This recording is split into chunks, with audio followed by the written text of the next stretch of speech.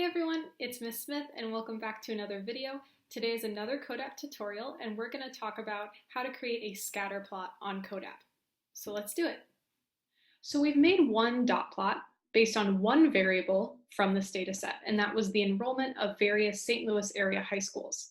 But now I want to look at another variable.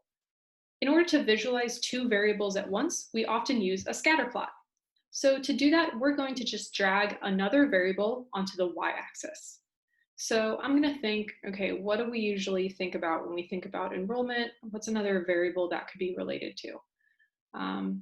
Let's look at faculty size. The faculty size is just how many teachers there are. So now we can see each high school plotted, the y-axis being its enrollment of students and the y-axis being the number of teachers. Again, you can select any one of these dots and it will highlight the individual school, the individual case in your data set. For instance, this dot that I highlighted has 2,112 students and 125 teachers. Great. So if you wanted to switch which variable was on which axis, that's really easy. Just drag one on top of the other and it will switch. If you wanted to change any of the variables, you don't always have to drag and drop from the data set. You can just click on the axis, go to your cases, and all of your variables will appear. For instance, let's see, instead of faculty size, how many kids are taking AP exams? There you go, a new scatter plot based on two variables. Now, I want to show you a few more tricks. Let's say you wanted to color code these because all of these dots just look the same to me and I can't tell which school is which. You can do that in CODAP.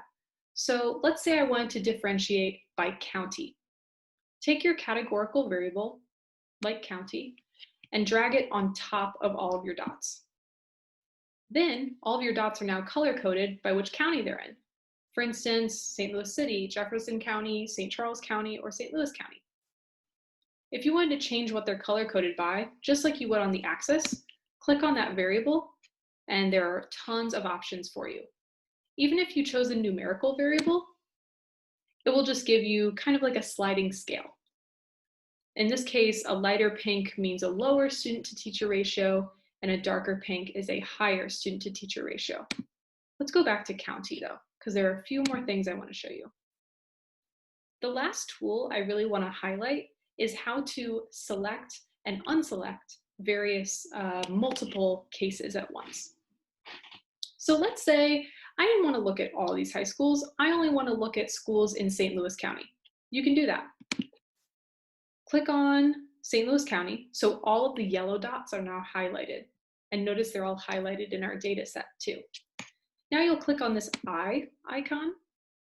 And let's say I don't care about any of the other schools. So I'll hide anything that's unselected.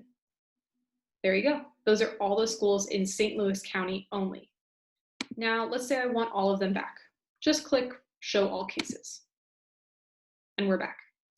Now let's say I want to look at all the high schools that aren't in St. Louis County. You can do that too. Click on the eye again and just say Hide Selected Cases. So now all the St. Louis County high schools are out and we're only looking at the three other counties.